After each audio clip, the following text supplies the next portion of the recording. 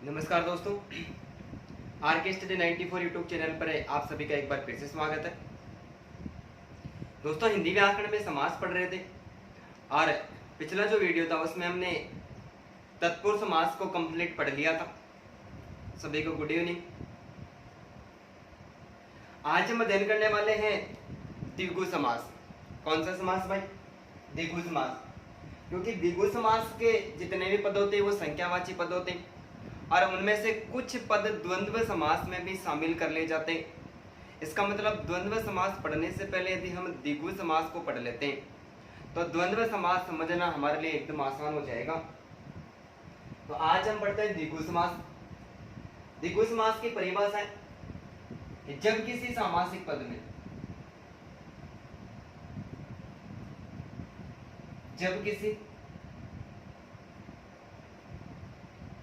सामासिक पद में फर्तम पद, सामासिक पद में फर्तम पद कोई संख्यावाचक शब्द होता है। क्या होता है भाई? कोई संख्यावाचक शब्द होता है और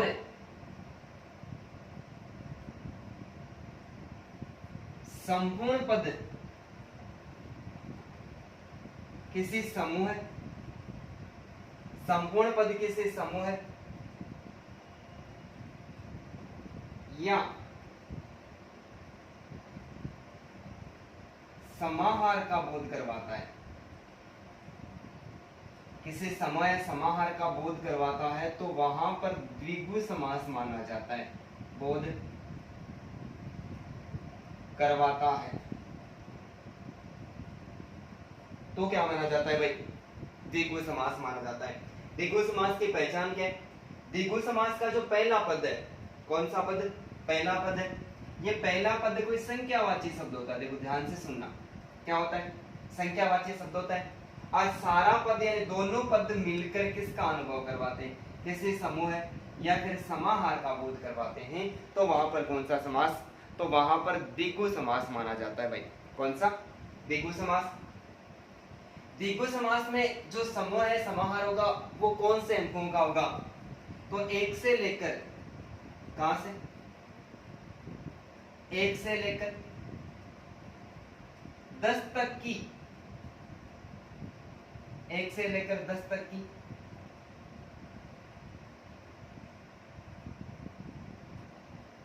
संख्याओं के समूह एवं 10 से भाज्य होने वाले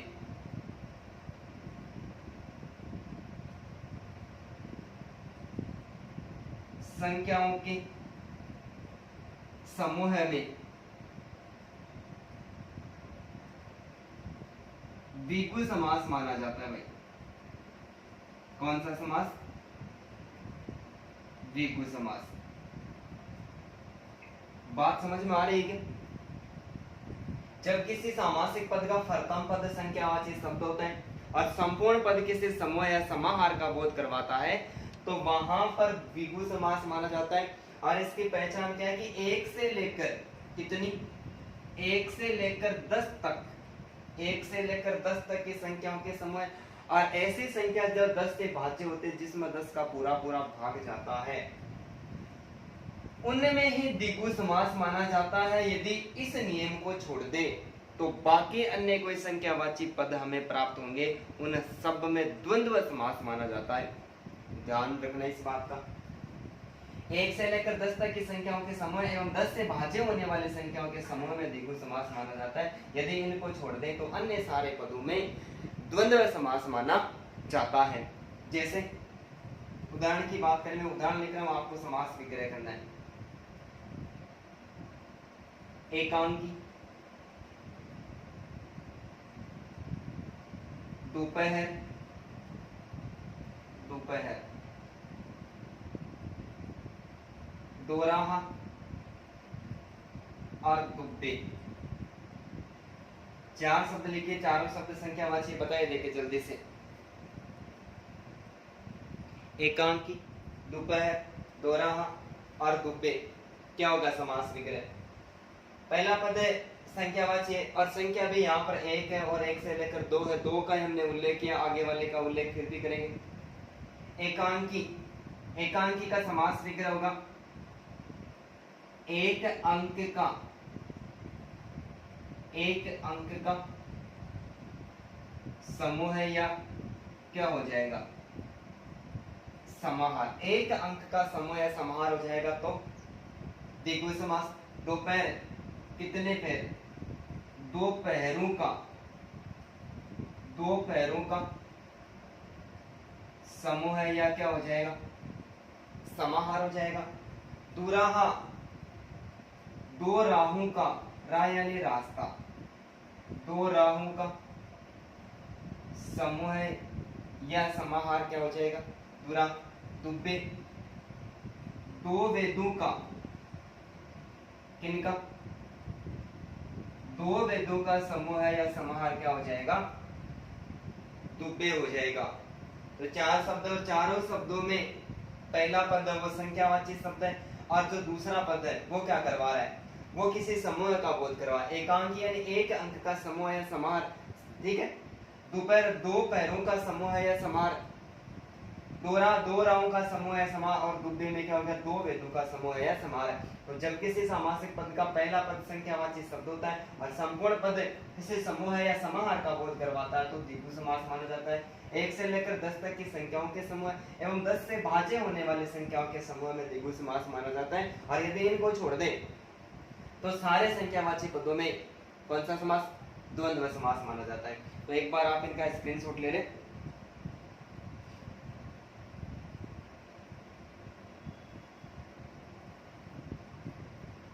मिटा दूं,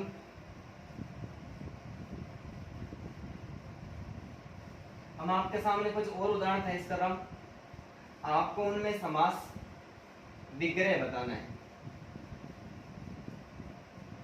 समास विग्रह करना है आपको। जैसे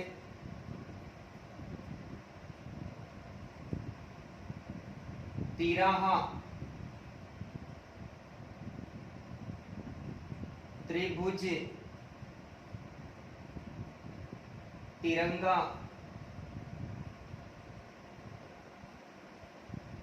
त्रिफला, त्रिवेणी, त्रिवेणी, तिबारा, इसके अलावा तिराहा, तिराहा। बताओ देखिए समास विग्रह करके।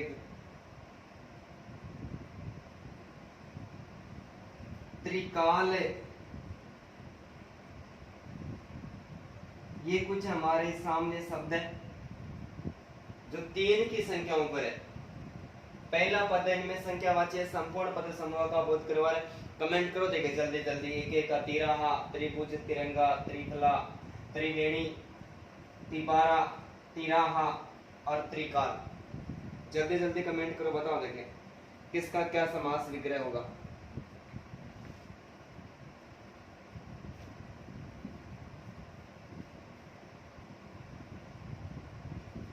जल्दी से कमेंट करो भाई। तिराहा, त्रिभुज, तिरंगा, त्रिफला, त्रिवेणी, तिबारा, तिराहा और त्रिकाल।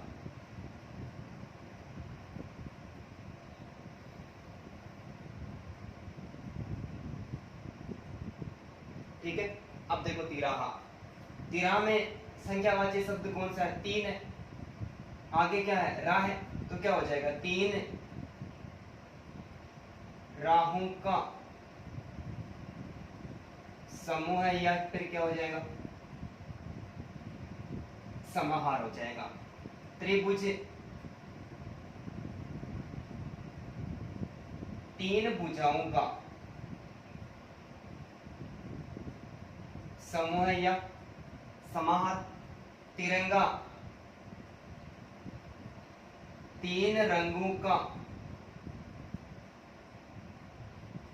समूह है या समाहार। त्रिफला, तीन फलों का समूह है या समाहार। त्रिवेणी क्या हो जाएगा, तीन वेणियों का, वेणी यानी धारा, समूह है या समाहार। तिबारा बताओ, देखिए क्या होगा, तिबारा का 3 12 होगा या क्या होगा, जल्दी से कमेंट करके बताओ। तिबारा का समास विग्रह क्या होगा।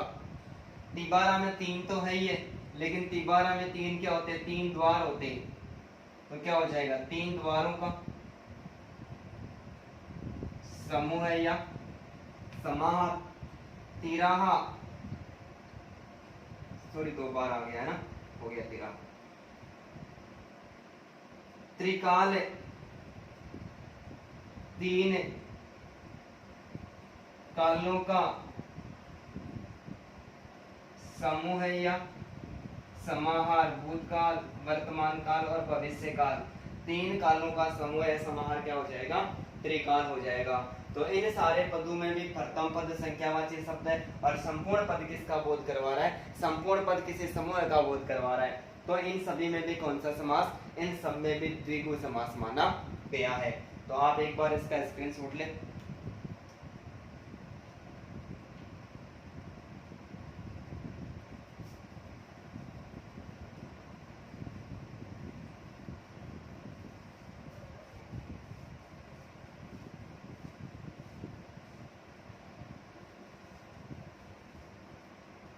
ठीक है, जैसे कुछ उदाहरण और लिख रहा हूं मैं आपके सामने, समास विग्रह करके बताना है साथ साथ में। चौराहा, चौबे, चतुर्भुज,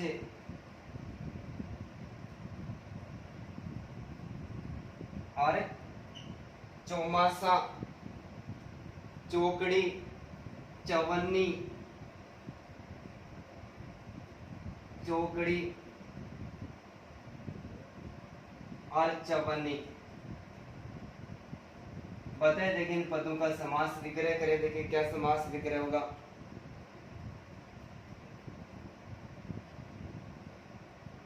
चौपाई,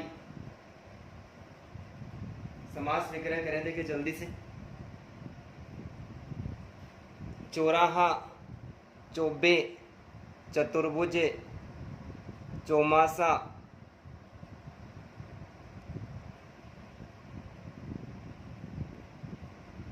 चौराहा का समास विग्रह क्या होगा, चौका मतलब 4, 4 राहों का समूह है या समाहार। चौबे, 4 वेदों का समूह है या समाहार। चतुर्भुज, 4 भुजाओं का समूह है या समाहार। चौमासा, 4 मास यानी महीने, 4 मासों का समूह है या समाहार। चौकड़ी, 4 कड़ियों का समूह है या समाहार। चवन्नी, 4 आनों का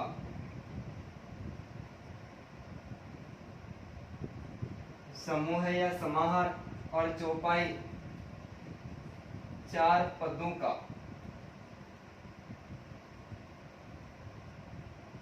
समूह है या समाहार।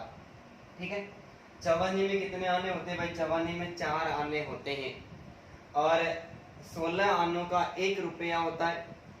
चौपाई 4 पायों का समूह नहीं होता, 4 पदों का जो समूह होता है, चौपाई छंद होता है। क्या होता है, चौपाई छंद होता है, जिसमें 4 पद होते हैं। कितने पद होते हैं, चार पद होते हैं यानी चार चरण होते हैं, तो चार पदों का जो समूह है या समाहार होता है वो क्या कहलाता है, चौपाई होता है। न कि चार पाइयों का समूह और समाहार कभी भी चौपाई नहीं कहलाता है। ठीक है, तो एक बार इनका भी आप स्क्रीनशॉट ले लें। नेक्स्ट उदाहरण की बात करें,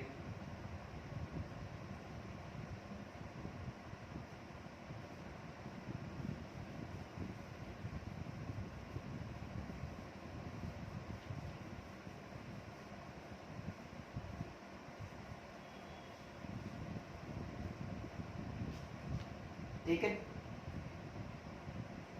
जैसे पंचामृत,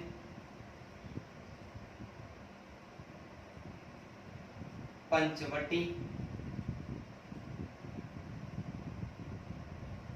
पंचपात्र, पंचामृत, पंचरंगा, पचरंगा, क्या हो जाएगा, पचरंगा, षड ऋतु, षडरस और षडानन। सबसे पहले तो आपको इसमें से ये बताना है कि ये सारे के सारे जो पद है वो द्विगु समास के हैं या फिर नहीं है। नहीं है तो कौन सा पद नहीं है, आप सबसे पहले इनका समास विग्रह करें, एक एक का समास विग्रह करें, जल्दी से कमेंट करें भाई क्या क्या होगा इनका।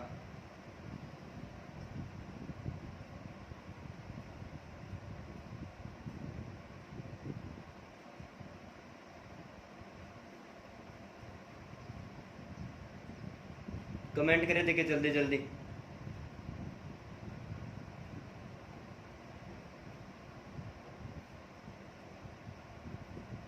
पंचामृत का क्या हो जाएगा, पहला पद तो संख्यावाची है ये, सभी में पांच है, किसी में छह है, क्या हो जाएगा, पांच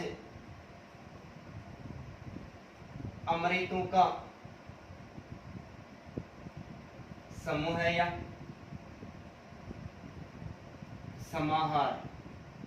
दूध, शक्कर, घी, शहद, ठीक है, अन्न, ये पांच अमृत हो गए। पांच अमृतों का समूह है समाहार क्या कहलाता है, पंचामृत कहलाता है। उसी प्रकार पंचवटी क्या हो जाएगा, पांच वट वृक्षों का यानी पांच वटों का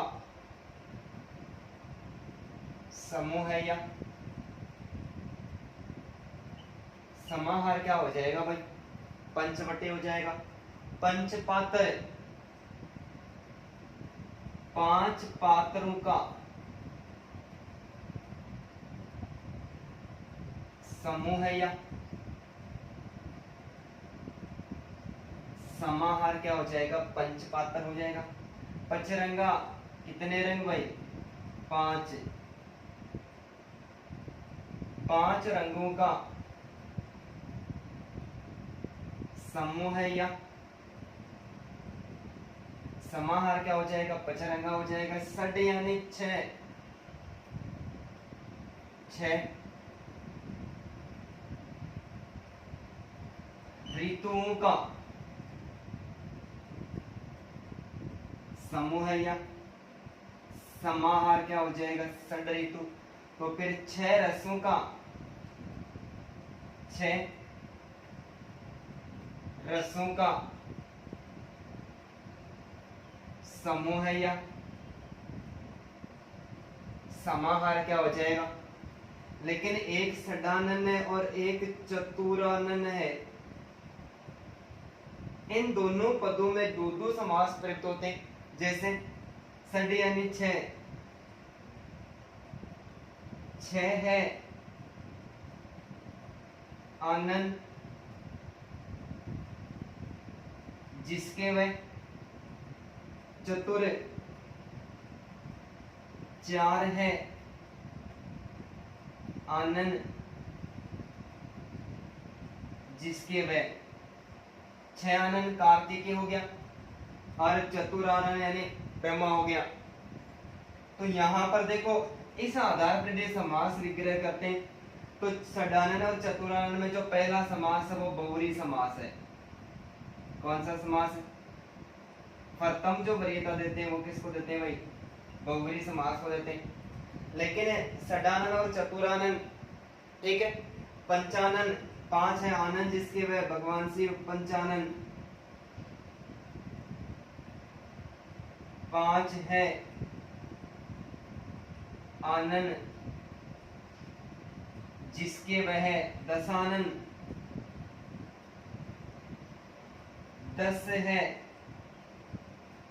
आनंद का मतलब मुख्य जिसके वह प्राण। 4 पद हो गए भाई, 4 पद एकदम से अलग से प्रयुक्त हुए। और इन चारों पदों की बात करते हैं, चारों पदों में प्रथम जो वरीयता दी जाती है वो प्रथम वरीयता बहुवरी समास को दी जाती है। किसको दी जाती है भाई? बहुवरी समास को। चारों पदों में पहला पद संख्यावाची शब्द भी है, ठीक है। लेकिन ऐसा समास वगैरह क्या मिले, 6 आनंदों का समूह है या समाहार, तो कौन सा हो जाएगा? तो द्विगु समास हो जाएगा। लेकिन बहुवरी समास और द्विगु समास दोनों एक साथ दे देते हैं, तो पहली जो वरीयता है, प्रथम वरीयता है, वो किसको देनी है? प्रथम वरीयता बहुवरी समास को देनी है। 4 पदों की बात है, षडानन, चतुरानन, पंचानन और दशानन, ठीक है। लेकिन एक पद दे दे और पद देने के बाद में बहुवरी समास विकल्प नहीं है, तो वहां पर क्या माना जाएगा? तब द्विगु समास माना जाएगा। कौन सा समास? तब द्विगु समास माना जाएगा। लेकिन हमें हमसे जो प्रश्न करेगा, विवादित प्रश्न करेगा। कैसा प्रश्न करेगा? जैसे ये 4 पद दे दिए, ये पहला पद, ये दूसरा पद, तीसरा पद और चौथा पद, ये 4 पद दे दी और 4 पद देकर उसने हमसे प्रश्न किया कि निम्न में से किस पद में द्विगु समास का प्रयोग नहीं हुआ है, तो क्या हो जाएगा? षडानन हो जाएगा, क्योंकि षडानन में प्रथम वरीयता किसको दी जाएगी? प्रथम वरीयता बहुवरी समास को दी जाएगी और बहुवरी समास विकल्प में नहीं है, तो क्या माना जाएगा? तो द्विगु समास माना जाएगा। लेकिन ऐसा विकल्प देकर प्रश्न पूछता है कि निम्न में से किस पद में, किस सामासिक पद में द्विगु समास नहीं है, तो षडानन, चतुरानन, पंचानन और दशानन में द्विगु समास नहीं है। इसमें से विवादित प्रश्न हमसे ऐसे पूछेगा, तो ध्यान में रखना है, ठीक है। स्क्रीनशॉट ले एक बार।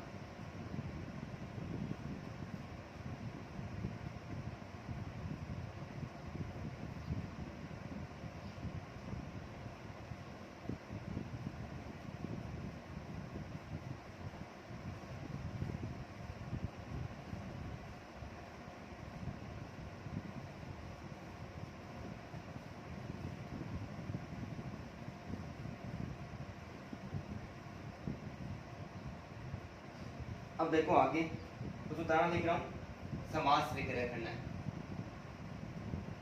सप्ताह है,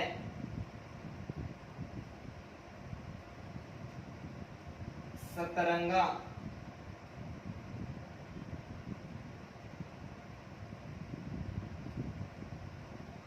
सप्तऋषि।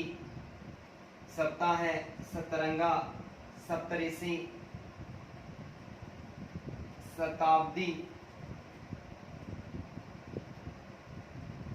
सहस्त्राब्दी,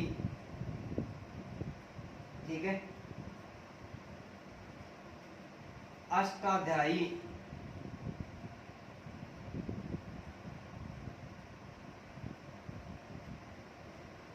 अठवाड़ा,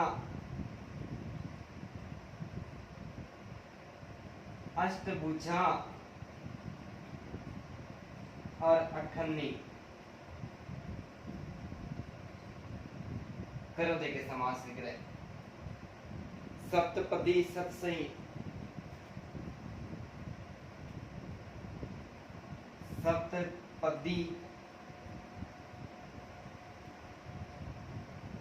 सतसई, सप्तपदी, सतसई। चलो आगे वाले उदाहरण में बात कर लेंगे, बताइए। सप्ताह है, सतरंगा है, सप्तऋषि है, शताब्दी है, सहस्त्राब्दी है, अष्टाध्यायी है, अठवाड़ा, अठभुजा, अठन्नी, सप्तपदी और सतसई। दिख रहा है क्या नीचे से? करिए देखे समास विग्रह।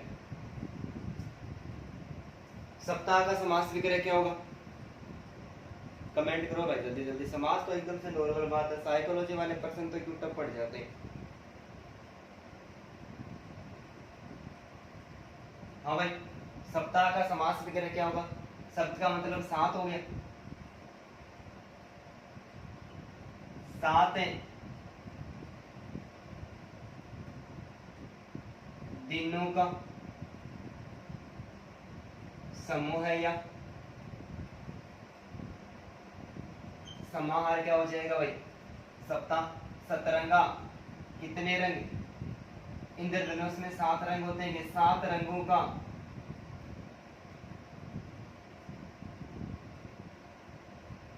समूह है, या समाहार क्या हो जाएगा? सतरंगा हो जाएगा। सप्तऋषि 7 ऋषियों का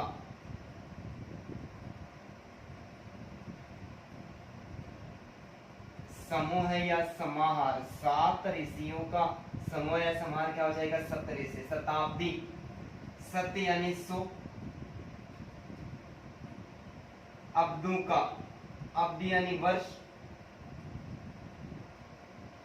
100 अब्दों का यानी 100 वर्षों का समूह है, या समाहार क्या कहलाएगा भाई? शताब्दी कहलाएगा। सहस्त्र का मतलब होता है 1000,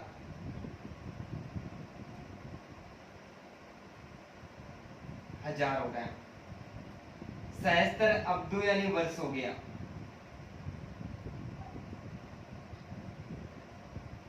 का समूह है या समाहार। अष्टाध्यायी 8 अध्यायों का, कितने का? 8 अध्यायों का समूह है, या समाहार क्या हो जाएगा? अष्टाध्यायी हो जाएगा। अठवाड़ा, अठवाड़ा में भी दिन होते, तो 8 दिनों का समूह है, या समाहार। अष्टभुजा 8 भुजाओं का समूह है, या समाहार। अठन्नी कितने भाई? 8 है। 8 अन्नों का समूह है, या समाहार। सप्तपदी 7 पदों का समूह है, या समाहार। और सत्संग में कितने पद है भाई? 700 पदों का समूह है, या समाहार क्या कहलाएगा? सत्सई कहलाएगा। तो सारे पदों में प्रथम पद संख्यावाची शब्द है, और संपूर्ण पद क्या करवा रहा है? किससे? समूह का बोध करवा रहा है। और समूह का बोध करवा रहा है तो कौन सा समास हो गया? तो भाई द्विगु समास हो गया। स्क्रीनशॉट लेने की जल्दी करें।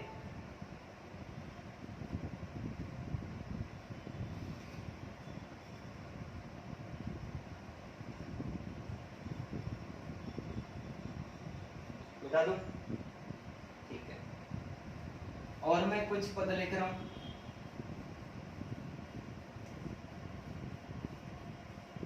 जिनमें आपको बताना ही बताना है।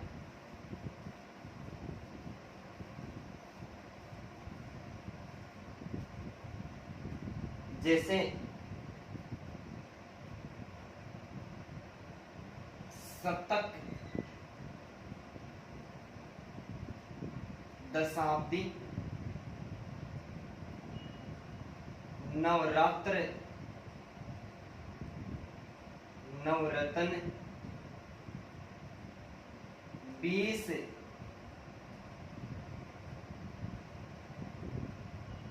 40, 50 समास वगैरह करें। और ये बताएं कि इनमें से किस शब्द में द्विगु समास का प्रयोग नहीं हुआ है? शतक, दशाब्दी, नवरात्र, नवरत्न, 20, 40 और 50, ये कुछ हमारे सामने और सामासिक पद है। इनका हमें समास विग्रह करना है। और समास विग्रह करना है तो क्या समास विग्रह होगा? जल्दी जल्दी कमेंट करें। और सब में आपको 2 मिनट का टाइम है। 2 मिनट में जल्दी से कमेंट करके सबके बारे में बता दे कि किसका समास विग्रह कैसे होगा।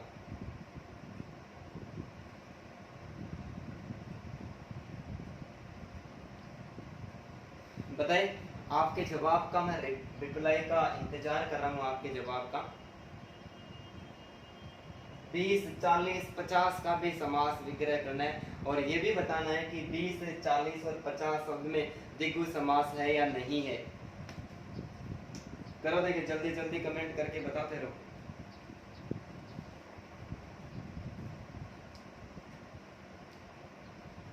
एक मिनट का समय पूरा होने वाला है।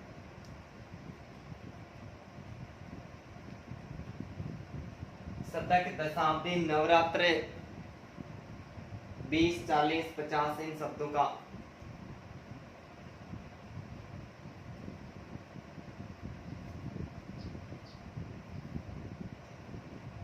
देखो बताना। शतक में कितने?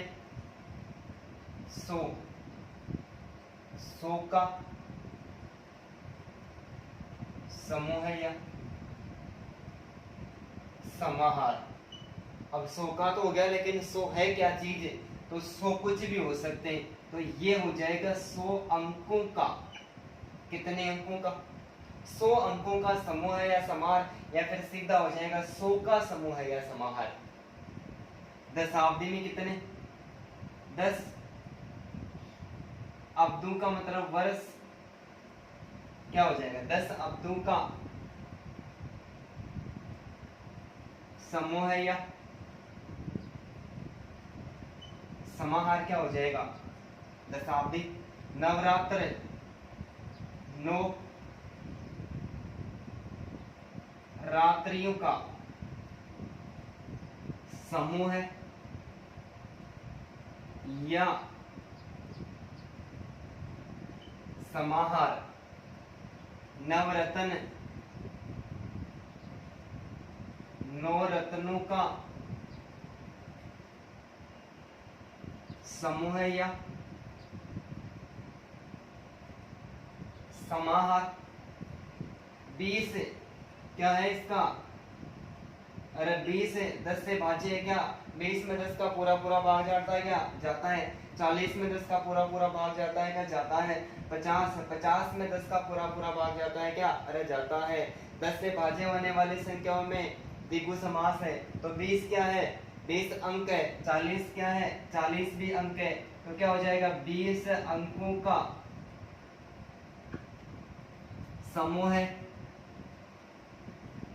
या समाहार। 20 अंकों का समूह है या समाहार, क्या हो जाएगा? 40 में क्या है? समास विग्रह क्या होगा? 40 अंकों का समूह है या समाहार। तो 50 का क्या हो जाएगा? 50 अंकों का समूह है या समाहार। ये क्या हो जाएगा? 50 का समास विग्रह हो जाएगा। लेकिन आप देखो, हमने दशाब्दी यानी 10 तक की संख्याओं का ही बोध किया। 1 से लेकर 10 तक की संख्याओं के से शुरू होने वाले जो उदाहरण है वो ही लिखे। लेकिन मैं यहाँ पर लिख दूं एकादश। एकादश शब्द में कौन सा समास है?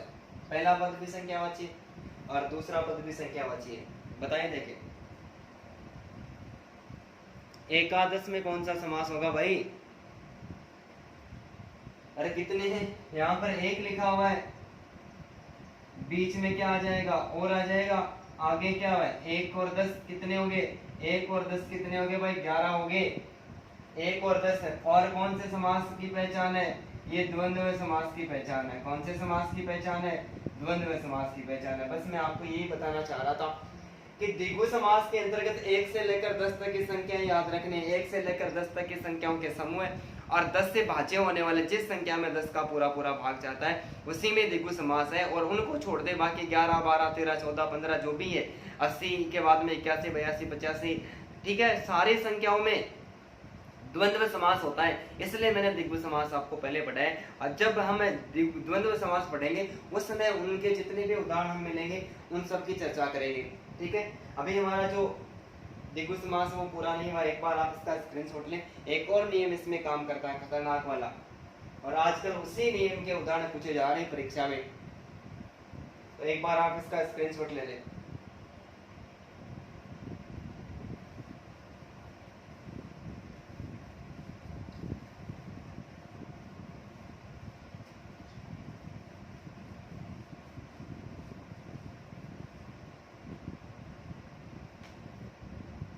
एक नियम है, नियम नियम कुछ सामासिक पर ध्यान पूर्वक सुनना है।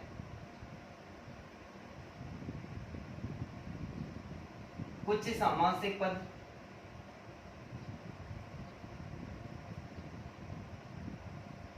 ऐसे होते हैं जिनमें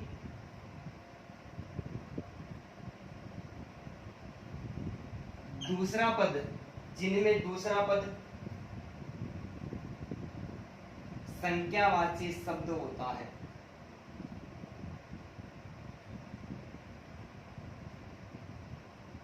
दूसरा पद संख्यावाची शब्द होता है,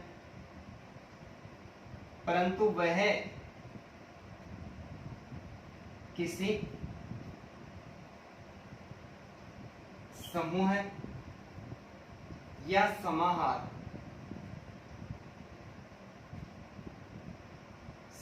समाहार का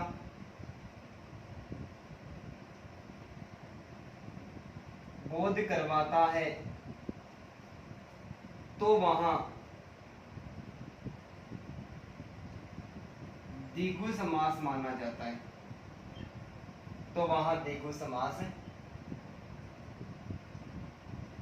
माना जाता है। नियम ध्यान से सुना। कुछ सामासिक पद ऐसे होते हैं जिनमें दूसरा पद संख्यावाची शब्द होता है। पहला नहीं,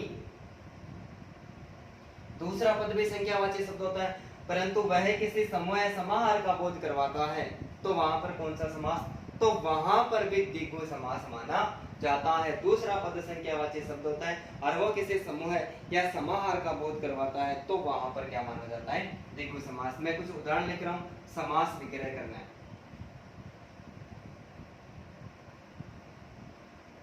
लेखक द्वे, काक द्वे, लोचन द्वे,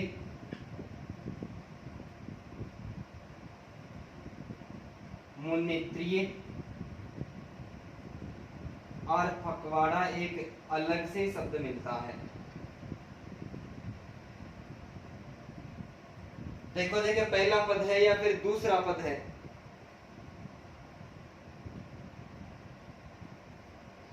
एक और उदाहरण मिलता है, पक्ष द्वे। 6 उदाहरण मिलते, लेखक द्वे, काक द्वे, लोचन द्वे, त्रिमुनि त्रि, पकवाड़ा और पक्ष द्वे। दूसरा पद संख्यावाची शब्द है भाई, दूसरा पद में संख्यावाची शब्द है, लेकिन समूह का बोध करवा रहा है। समास विग्रह क्या हो जाएगा? दो लेखकों का, द्वे का मतलब दो लेखकों का समूह या समाहार। दो लेखकों का समूह या समाहार। काक द्वे, दो कौओं का समूह या समाहार। लोचन द्वे, दो लोचन आंखों का, दो लोचन यानी आंखों का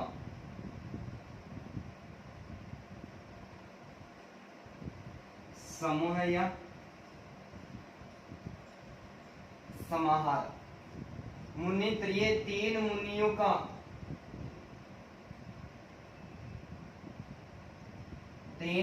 का समूह या समाहार। पखवाड़ा 15 दिनों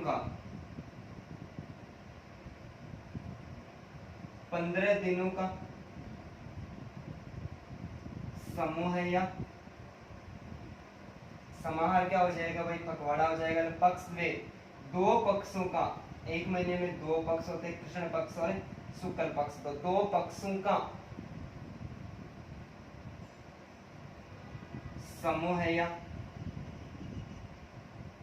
समाहार।